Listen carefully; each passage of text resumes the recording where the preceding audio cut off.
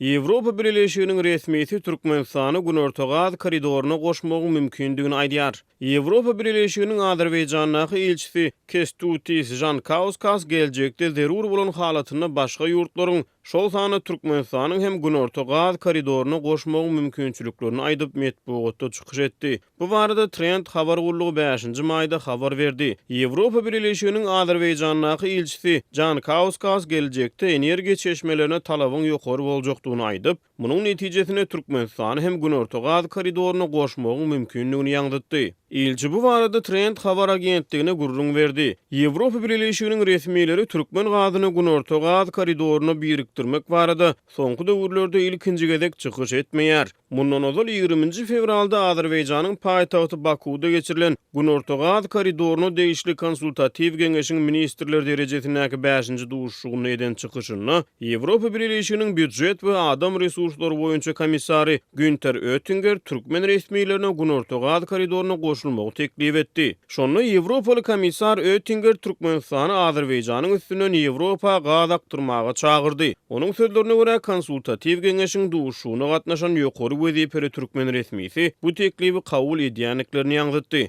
Ýöne munyň bilen bagly ahyrky karar Türkmenistana bagly diýip Oettinger'iň sözleri Interfax'da getirilipdi. Günorta Gaz koridoru Ýewrokomissiýanyň başlangyjy bolup, onuň üstü bilen Kaspy deňiziniň hemde ýakyn gündegorda ýerleşýän ýurtlaryň gazyny Ýewropa aktyrmak gözeňinde tutulýar. Azerbaýjandan Ýewropa çekilmegi gözeňinde tutulýan Günorta Gaz koridoru taslamasy Günorta Kavkaz, Trans-Anadolu hemde Trans-Adriatik gaz geçirjilerini öz içine alýar. Ýewrokomissiýanyň çap eden maglumatlaryna görä Ýewropa Birleşigi Günorta Gaz koridorunyň üstü bilen Ýewropanyň energiýa puwdagyny Russiýa garaşlylygyny azaltmagy maksat edinýär. Türkmenistan bilen Ýewropa Birleşigi energiýa puwdagyny hyzmatdaşlygy köp ýyllyklaryň dowamyny agzap gelýär. Türkmenistan bilen birleşik 1998-nji ýylda partnerçilik we hyzmatdaşlyk şertnamasyna gol çekdi. Ýöne şondan bäri Ýewroparlament hemde birleşigi agza ýurtlaryň parlamentleri Türkmenistanyňky adam hukuklarynyň ýagdaýyna salgylanyp bu dokumenti ratifikasiýa etmeýäni gelýär.